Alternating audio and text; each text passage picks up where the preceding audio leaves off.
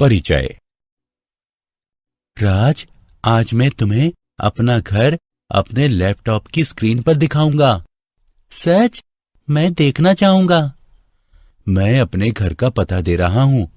अब मैं मानचित्र को तब तक बड़ा करूंगा जब तक कि मेरा घर नहीं दिखाई देगा।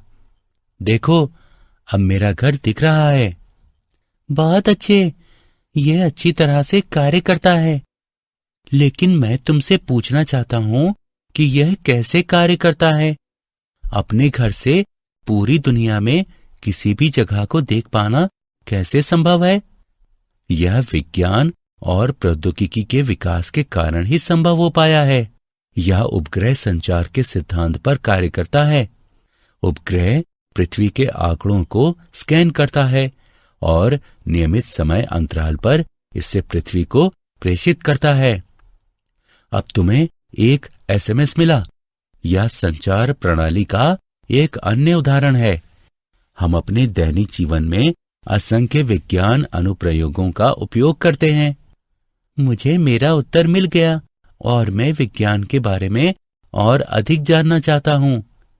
ठीक है, आज हम विज्ञान और भौतिक दुनिया के विषय में और अध्ययन करेंगे।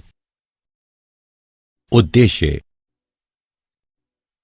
इस पाठ के अंत में आप निम्न करने में सक्षम हो जाएंगे: विज्ञान और भौतिकी को परिभाषित करने में, भौतिकी के क्षेत्र और उत्साह को जानने में, भौतिकी की प्रौद्योगिकी को समझने में, भौतिकी के समाज के बारे में जानने में, प्रकृति में मूलभूत बलों का विश्लेषण करने में, भौतिक नियमों की प्रकृति के बारे में जानने में। विज्ञान। विज्ञान का अर्थ है जानना। यह किसी समय में सावधानी पूर्वक प्रेक्षणों और प्रयोगों द्वारा परिवेश के बारे में जानकारी प्राप्त करने का एक क्रमबद्ध तरीका है। हम अपने दैनिक जीवन में विज्ञान का उपयोग करते हैं। हम कार में यात्रा करते हैं, टेलीविजन देखते हैं, मोबाइल का प्रयोग करते हैं और कई दैनिक कार्य करते हैं। यह केवल विज्ञान के कारण ही है। भौतिकी क्या है? प्रकृति और प्राकृतिक व्यवहार के अध्ययन को एक संगठित तरीके से विविध उपशीर्षकों में व्यवस्थित करना भौतिकी कहलाता है। इसकी कई शाखाएं हैं, जिनके नाम हैं यांत्रिकी, विद्युत, चुंबकत्व, प्रकाशिकी, आधुनिक भौतिकी आदि। 1900 से पहले की भौतिकी परंपरागत भौतिकी कहलाती है और 1900 से आगे भौतिकी को आधुनिक भौतिकी कहा जाता है। वैज्ञानिक दृष्टिकोण के 4 आवश्यक खंड हैं, जो इस प्रकार हैं: एक क्रमबद्ध तरीके से प्रेक्षण। 2 परिकल्पना करना। 3 परिकल्पना का विश्लेषण करना। 4 प्रस्तावित सिद्धांत को संशोधित करना। यह दृष्टिकोण सदैव समस्याओं को वैज्ञानिक तरीके से हल करता है। भौतिकी का क्षेत्र एवं उत्साह। किसी व्यक्ति के चलने से लेकर हजारों किलोमीटर दूर संप्रेषण तक भौतिकी का बहुत व्यापक क्षेत्र है। सामान्यतः भौतिकी को 2 भागों में विभक्त किया गया है: स्थूलदर्शीय। स्थूलदर्शीय पैमाना लंबाई का वो पैमाना है जिस पर वस्तुओं या प्रक्रियाओं का आकार ऐसा होता है जो नग्न आंखों द्वारा माप योग्य और अवलोकन योग्य होती हैं। सूक्ष्मदर्शीय।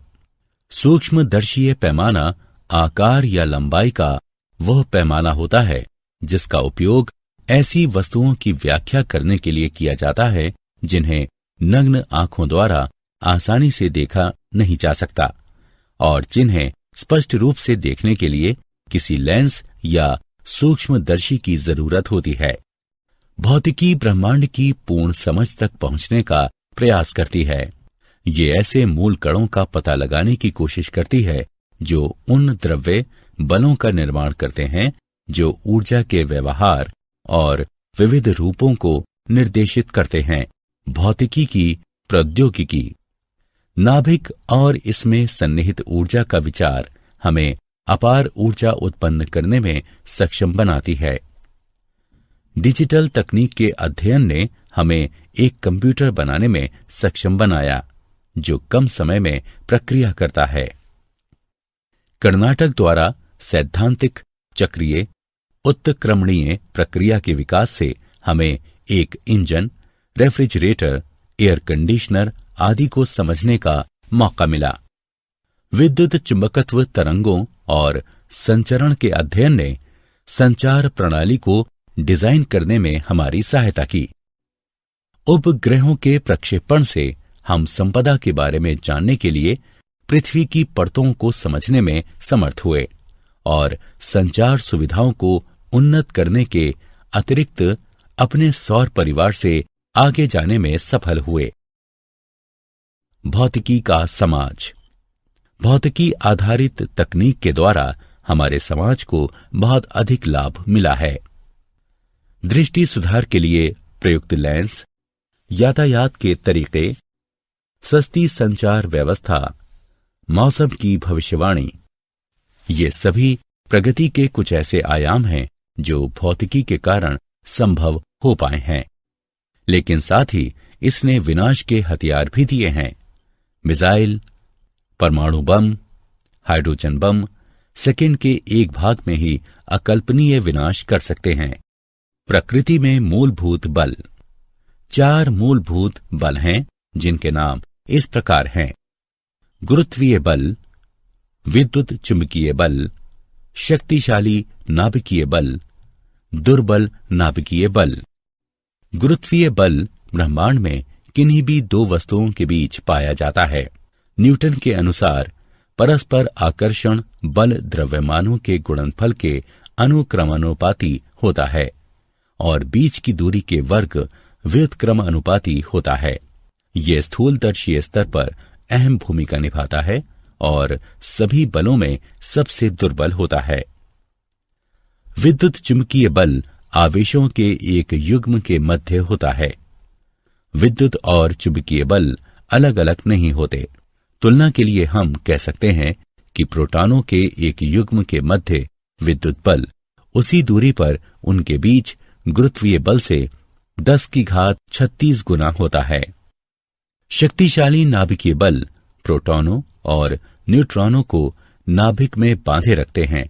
यह सबसे शक्तिशाली बल होता है और प्रकृति में विद्युत चुंबकीय बल से 100 गुना होता है। दुर्बल नाभिकीय बल कुछ अन्योन्य क्रियाओं जैसे बीटा क्षय में पाए जाते हैं और यह 10⁻⁻15 मीटर की कोटि तक की दूरियों में पाया जाता है। भौतिक नियमों की प्रकृति। विभिन्न बलों शासित किसी भी भौतिक व्यवहार में कुछ राशियां समय के साथ बदल सकती हैं, जबकि कुछ भौतिक राशियां समय के साथ नियत रहती हैं। ये राशियां प्रकृति की संदक्षी राशियां हैं। द्रव्यमान, आवेश, संवेग, ऊर्जा चक्र और दूसरी क्वांटम संख्याएं ब्रह्मांड में होने वाली घटनाओं को शासित करती हैं। ऊर्जा संरक्षण का नियम विविध रूपों में पाया जाता है।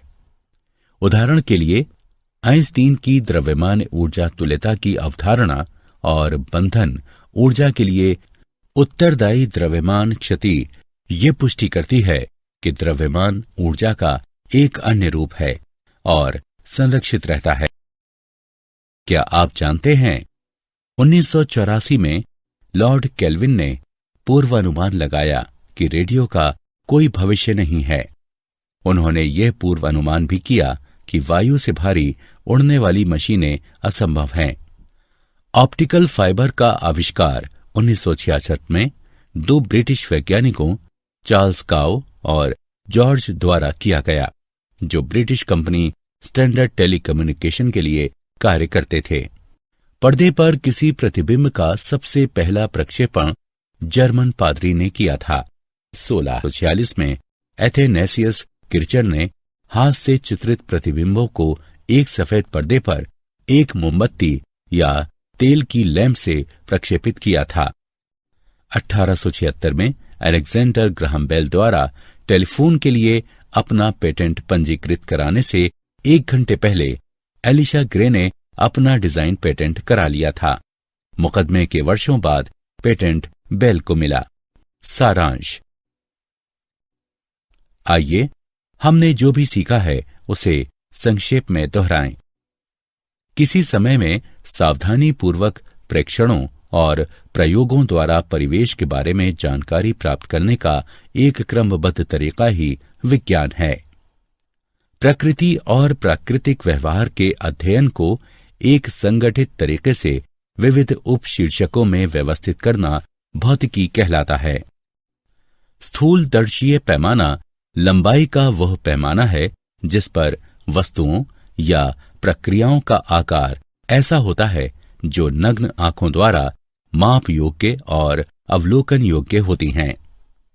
सूक्ष्मदर्शीय पैमाना आकार या लंबाई का वह पैमाना होता है जिसका उपयोग ऐसी वस्तुओं की व्याख्या करने के लिए किया जाता है जिन्हें नग्न आंखों द्वारा आसानी से देखा नहीं जा सकता और जिन्हें स्पष्ट रूप से देखने के लिए किसी लेंस या सूक्ष्मदर्शी की जरूरत होती है। गुरुत्वीय बल ब्रह्मांड में किन्हीं भी दो वस्तुओं के बीच पाया जाता है। विद्युत चुंबकीय बल आवेशों के एक युग्म के मध्य होता है। शक्तिशाली नाभिकीय बल प्रोटॉनों और न्यूट्रॉनों को नाभिक में बांधे रखते हैं। दुर्बल नाभिकीय बल कुछ अन्योन्य क्रियाओं जैसे बीटा क्षय में पाए जाते हैं। कुछ भौतिक राशियां समय के साथ नियत रहती हैं। ये राशियां प्रकृति की संदक्षी राशियां हैं।